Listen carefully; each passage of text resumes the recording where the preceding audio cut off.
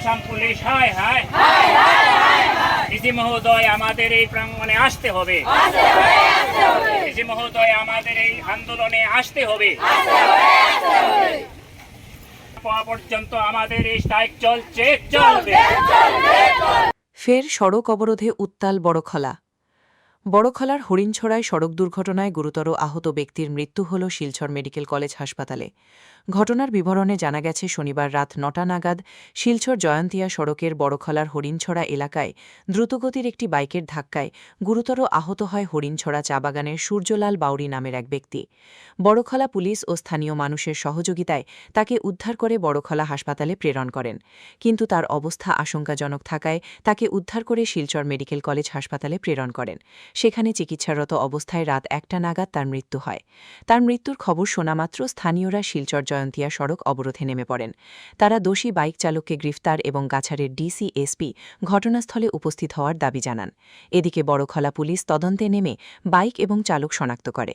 তার ঘর উজাননগর নতুন বস্তি এলাকায় বলে পুলিশ সূত্রে জানা গেছে। এ ঘটনায় এলাকায় টান টান উত্তেজনা বিরাজ করছে। বড়খলা থেকে সুলতান আহমেদ বল্লস্করের প্রতিবেদন। ৮টার সময় এখানে হয়েছে, অ্যাক্সিডেন্ট হয়েছে বাইকে।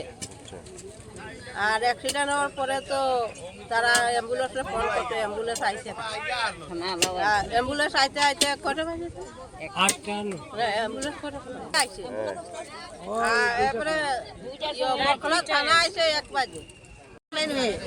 দেহতার কাটে এক ছেলে আছে,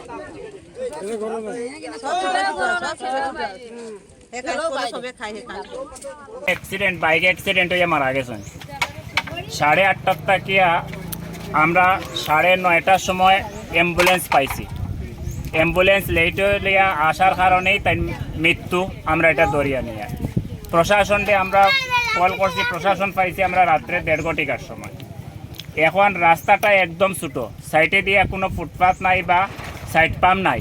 আমরা এই দিকে রাস্তার মধ্যে আমরা কোনো স্পিড ব্রেকার নাই, খুব দ্রুত বেগে গাড়িগুলা চলে। কালকে রাত্রে যে বাইকে অ্যাক্সিডেন্ট করছে প্রায় 100-এর উপরে কিলোমিটার বেগে তার স্পিড ছিল।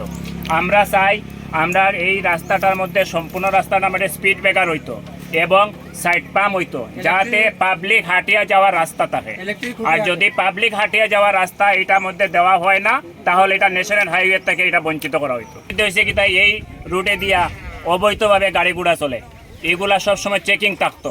যেগুলা এত দ্রুত বেগে গাড়ি চলে, এখানে সামনে মসজিদ আছে, মন্দির আছে, স্কুল আছে, সবসময় ছোটো বাচ্চারা আপ ডাউন করে। এই সাইডে আছে কৃষি ক্ষেত, এই সাইডে আছে কৃষক। কৃষকরা সবসময় জমিনে যায় ক্ষেত করতে, বারবার এরকম অ্যাক্সিডেন্ট হয়।